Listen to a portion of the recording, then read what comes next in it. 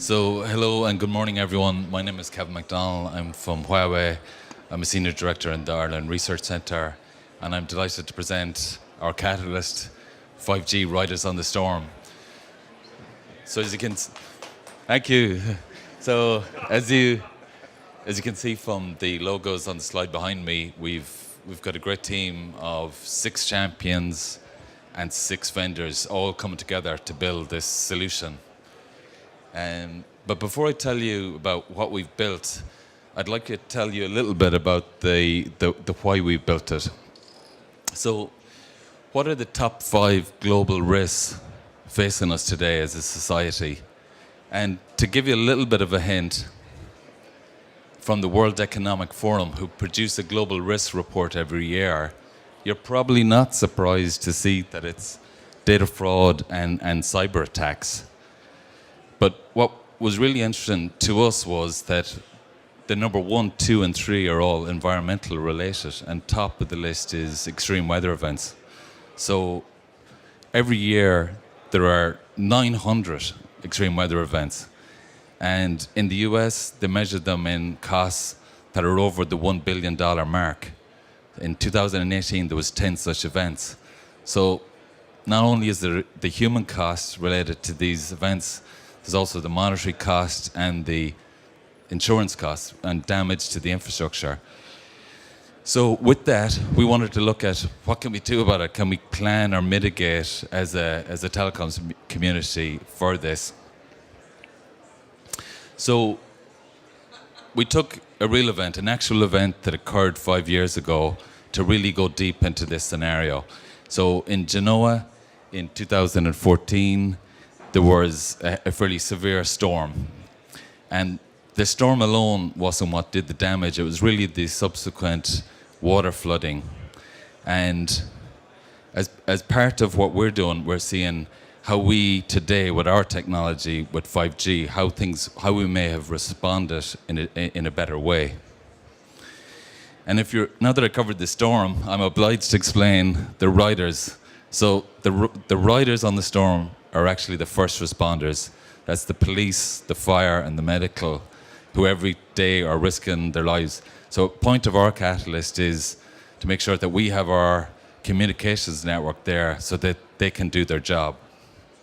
And obviously there's a part of later on I'll explain how dynamically allocating network slices to where they're needed is part of how we can better respond.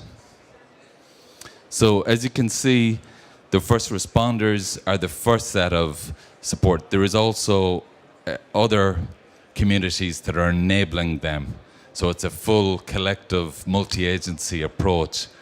So one of the things we're doing differently with 5G right now is that we have services such as body track and body cam, the wearables, and we obviously have push-to-talk services that are really helping the first responders to deal with it in the field. But what we think is very important in the catalyst is what we're doing in the smart cities world, in the smart cities realm, that is really building this situational awareness to help those responders in the field. And equally, there's a responsibility from the enterprise customers to actually also continue on their business as normal, even in these challenging circumstances. And finally, to round out the full picture, there's also the media aspect, which is really the media alerting the public to these crises, and weather forecasting, etc., plays a role in that regard. So for me, a key part of all of this in terms of our response is to see how all those different needs map to different services. And yes, there is an equal mapping of those services to the slices, but the key point of our catalyst is to focus on the services in the middle. And as part of the later presentation, I'll explain to you the contributions that we made that make this happen. So I'm now going to hand it over to Danny Isaacson of Tioco, who's going to tell you more about the storm itself. Yeah. Hello. Can we play the movie, please? This is an actual footage of what happened in 2014 in Geneva. So it was a really, really big storm. What happened in Genoa? What happened is that it's a city surrounded by mountains, so every time that there is water, it goes directly down into two main rivers that many times they flood. Of course, climate change doesn't help, and urbanization, the fact that you have more and more people in the way of these floods, it's also a big problem. So we just saw a snippet of what really happened there. Damage in the millions and tens of millions of euros, hurt people, sadly also diseased people. And there was a very large criticism about the way that first responders actually responded to that event, because it was not real coordination between the different bodies. So one of the things that we believe that 5G and slices and dynamic slice allocation can really help is with the ability, can we put just sound? Right. Yeah. What we are going to see now is an interview that we did with the head of the Israeli Meteorological Service that talks about that specific issue. I think that really the issue of communication in a time of crisis is critical. Without proper communication, there are catastrophes happening. Typically, the information is there and the knowledge is there, and catastrophes happen because there is a problem in the flow of the knowledge of the data, and therefore decisions are made that are not based on the proper data. So the issues of continuous flow of data to all the entities in a crisis situation is critical. And basically there are two things happening when we have any type of emergency event. Two bad things. First is lack of communication between all the people orchestrating the crisis management. And the second one, it's whenever you need the communication is the place where you don't have the communication because cells are flooded, power is down, power lines are down, and things like that. So basically, one of the things that we're trying to do is to help that orchestration. So this is the timeline of our story. We start in a situation where we see that we have a lot of rain, and we have actually a meteorological station there that it's actually connected to our system, because our system can get many types of inputs. So we are connected to all the meteorological stations in the surrounding of Genoa, and we see that there is a lot of rain in the mountains. We also have, and you are invited to see our catalyst booth, we have a sensor that is basically measuring the height of the river. So by these two combinations, we can do a forecast about when the areas, specific areas in the cities are going to be flooded. If we have that information, even if it's 1 or 2 hours ahead, we can actually tell the telecommunication services that they will have a problem in these specific cell sites that are going to be underwater. So they can apply some types of self-healing capacities in order to at least have some sort of communication where you need it most, in order to being able to provide slices to first responders and accommodate the existing slices and so forth. So we apply analytics. We see that there's going to be a flood. We announce that issue. We also see that the flood is going to be in an area where you have a lot of petrochemical activity, so there might be also an issue of polluted waters. So basically, at this point, the information goes to the civil defense agencies, it goes to the telcos, in order that they can prepare and apply contingency plans in order to solve the situation. And then we see that there is an initial flooding, and some of our sites lose fiber backhaul, and they apply a contingency plan called IAB, which is integrated access backhaul. Basically, they are using some of their own wireless capability in order to basically provide backhaul on a different fashion. And at this point also we see that the first responders are being sent into the area, and they have helmet cameras and body cameras and gas sensors and vital sensors. All of these sensors they must have slices attached to them. So this is where the orchestration at the network and at the service level comes into play. But also we have a news team coming into the scene, because it's very important to disseminate this information to make sure that the people really know what they should do. Stay in house, evacuate some certain areas, and so forth. And basically what we see here is what we call, there are two types of orchestration. There is the network orchestration, the slice management, but there is also the crisis management orchestration and basically the connection between the different bodies like civil defense, firefighters, hazardous material, municipal teams, command and control, telecom, and so forth. So we have a lot of different inputs that provide us the situational awareness. We have a control center with specific business process attached to it. And at the end of the day, what we have is where the firefighters should go, news outlets pouring into the area, police cordoning a specific area, medical teams rushing to save people, and hazardous material people going there and trying to see what's the damage, what is the amount of pollution. These two levels of orchestration, crisis management orchestration and network orchestration and slice orchestration, this is what this catalyst is all about how to coordinating these two together.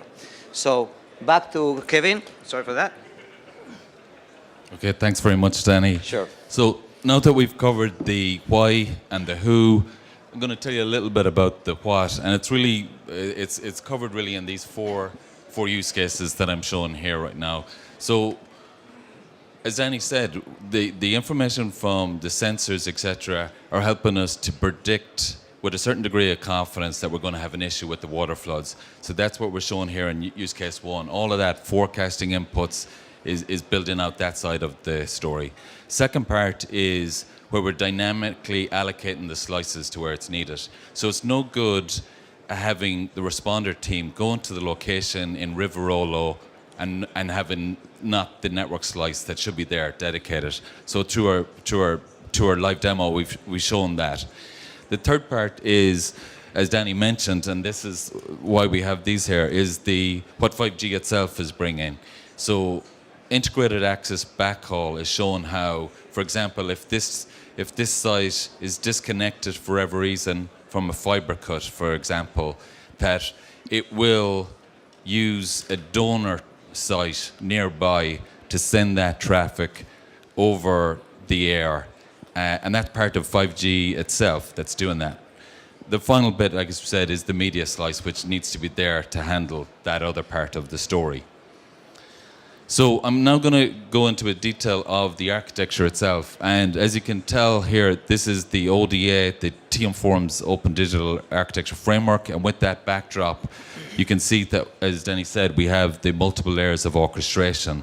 So from the core commerce of digital marketplace, etc., to end-to-end service orchestration, to service and resource orchestration and assurance. We also introduced end-to-end slice management, and a key part is the smart cities aspect that we've already discussed. And as you expect for TM Forum Catalyst, we have the use of the TM Forum APIs. We also have ONAP, decomposing the CFSs and RFSs and down into the slices. And a key part of our contribution is the green arrows here, which is a proposal on a slice management API that we're contributing. So as I said, we believe that we've been a collaborative catalyst, both internally and externally. We've had great contribution from across the entire team. We've been very grateful to the TM Forum for helping us liaise with other groups externally, such as the GSMA Nest, who are working on something I'll just tell you shortly in a few minutes around slice templates. And also we've been working and having meetings with the ONAP service modeling team on that same topic. And the plan hopefully is that by making our contributions in terms of making the whole slice and service ordering that much smoother, removing the obstacles and friction, we can then go to the 3GPP with a proposal around what could be done better. So one of the specific contributions, this slide hopefully brings it together, is we've looked at, like I said, how we can make it simpler from a top down. If 3GPP has been focused bottom up around the modeling, etc., we're looking for the people who actually need to use and order these slices, so to consumerize them. Part of that is really asking the right questions. What do you need? Hence the focus on services, not slices. Second part is what we call service blueprint, which is how do you help automate that so that there's a guided flow.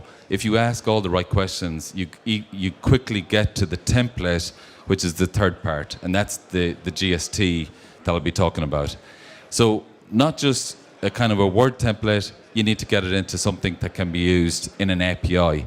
So we've gone full end-to-end by taking all these contributions to the Slice API. So this is important because this is the GSMA Nest approach on how they're tackling it.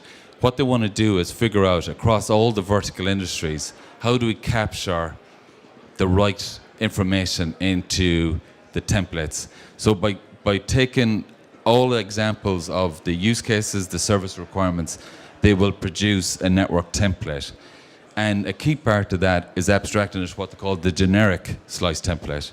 So the idea is we don't need the proliferation of templates and flavors and descriptors that have really dogged NFV and SDN. We want to tame that complexity up front. And what we've done in the Catalyst is kind of take that on. So building on the great work that they've done, can we bring in some abstractions that we are used to in the TM Forum world around, for example, more customer focus? And an example of that, and a key part, is the difference between customer-facing and resource-facing services. That split means that we can now ask the right questions of what, where, when. So we've then used some classic modeling concept around clustering and ordering those attributes to produce the template that we're talking about. And obviously we've done that in a full live demo. So the templates we've talked about contributing are part of our actual demonstration. So in summary, these are the key points I think that we've proved in the Catalyst. It is about specifying the needs in business terms, not technical terms. We're trying to encapsulate the complexity downstream. The second part is these templates need to work for both the standard users and the expert users. Right now we're catering to the expert. This is trying to rebalance it back to the non-expert users who don't know what end-to-end latency means or what a density factor is, etc. We're also showing that dynamic network slicing has a real use case in first response. Like I showed, you need that slice there where the first responders are going. The fourth point is around the good collaboration between ONAP that was part of our Catalyst this year, working with existing commercial network management systems. And finally, the whole thing comes together by bringing the converging of smart cities and 5 together in a collaborative way. One of the things that we think is very strong is, yes, we have the architecture I showed you with service automation, but by removing that friction I mentioned, we can actually create operational agility. And with the operational agility combined with the contextual awareness or the situational awareness, that leads to greater business agility. And that really was the point of our Catalyst. So given that, I'd like to ask Massimo Banzi of Telecom Italia to say a few words on the value on behalf of our champions. Massimo. Thank you. No, I just can add a couple of things which I think are relevant for us. I underline the fact that this catalyst address a real problem, something that really happened, and that probably, unfortunately, but probably will happen again. And so it demonstrates how new technology can help in facing this situation if well prepared and engineered. And this is very important.